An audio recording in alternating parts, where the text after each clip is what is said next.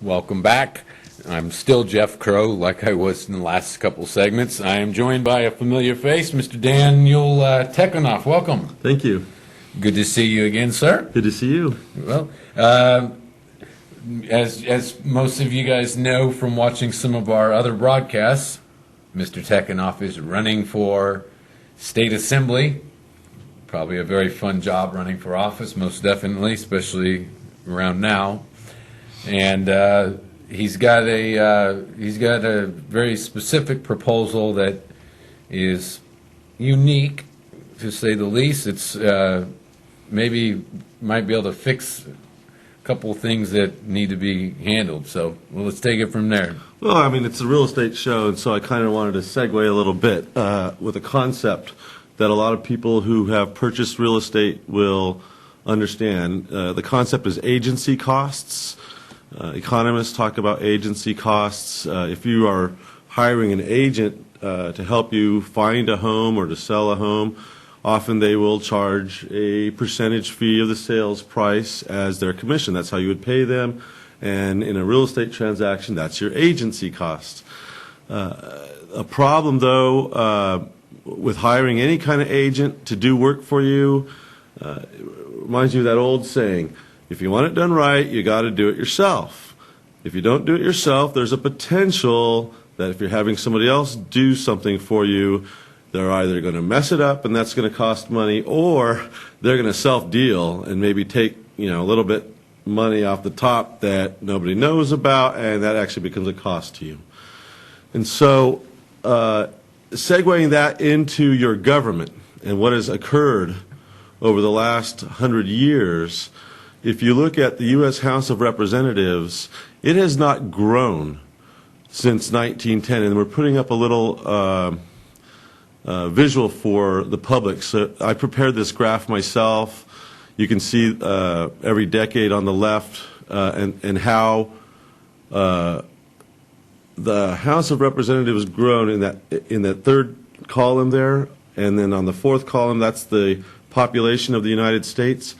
In 1910, we stopped growing the House of Representatives at 435, and since then we continue to grow and grow and grow. So since the beginning of our nation, the House of Representatives has grown about 4 times, the population has grown about 100 times.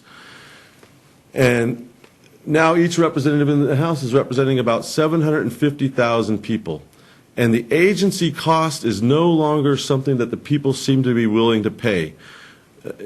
People now want to have a closer connection with governance and have a bigger voice. Sure. And there's really no other way to do it but to create some kind of third division or level of Congress. And the thing is, you don't want the expense of paying a bunch of people like that. I could imagine if we actually did it based on 50,380 million people in the U.S. Yeah. Well, if you figured out, like, if you put them all in the House, how many? It would be about 6,000 or 7,000 people. Gee, do you think it's done now? It's unruly. It's rowdy. That would not work, and that may have been what the founders were thinking. There were 12 proposed amendments in the Bill of Rights. Only 10 got passed. Right. People don't know that actually 11 of those got passed because the 27th Amendment was one of those original 12 proposed amendments. A lot of people may have just not noticed it was passed about 10 days after the L.A. riots. Probably if it was on the news, people weren't paying that much of attention. Sure. But it's an interesting part of history. There's this guy named Greg Watson. He was a student out of the University of Texas. Okay. And he did a term paper on that amendment before it got ratified by the states. And he realized it was still alive because there was no time limit in that amendment. And he just started sending off letters to state legislatures saying, pass this, because Congress kept giving themselves raises. And literally, it got passed mostly as a one-man campaign. Really? It's one of those rare stories where one person made a difference. And literally, that is inspiring me. And the one thing that did not get passed was an amendment initially intended to limit each representative to representing no more than 50,000 people. And the only direction you can go to try to get back to that concept is to add a third division to Congress and keep the cost down, have them meet in your district. And my proposal is to add that third level or that division, have 30 sub-representatives where you can go talk to your sub-representative, and then they would have meetings with the representative. And if there were problems in your district, that council of 30 could set your representative straight and give them the power to replace that representative on a 2/3 vote with one of their 30. They've all been voted on, vetted, and so hopefully they will be picking the best of their group to replace a representative. Now your representative is going to listen to you, I promise you, because if he or she does not, they will be immediately replaced. You don't need term limits. Term limits also get rid of your good, experienced people, and during Sure. times of crisis, you want those people there. Well, also with term limits, we have them in California, and they sounded good. All I've noticed happening is a shuffle. A guy, he's still a career politician. He's just doing 12 years in this place, and then 8 years here, and you're looking at the geography of where he's running. All he's doing is just going from this seat to that seat, and the district might be a little bit different, and it's just this level of government or that one and that one, and really all you're doing is shuffling around the same stuff, we'll say. Yeah, I mean, For if those it's who wanted to clean house, you really aren't. if it's a career politician, that's what they're going to do. I feel like my oath as a lawyer, which is the oath to support and defend the U.S. Constitution, really requires me to do this, because this is no longer truly a republic. If you study the history of the Constitutional Convention and the Bill of Rights, the intent to keep each representative representing about 30,000 people. And if you look at our Constitution in the first couple paragraphs, it has that 30,000 person clause. Yes. It's just grown and grown and grown.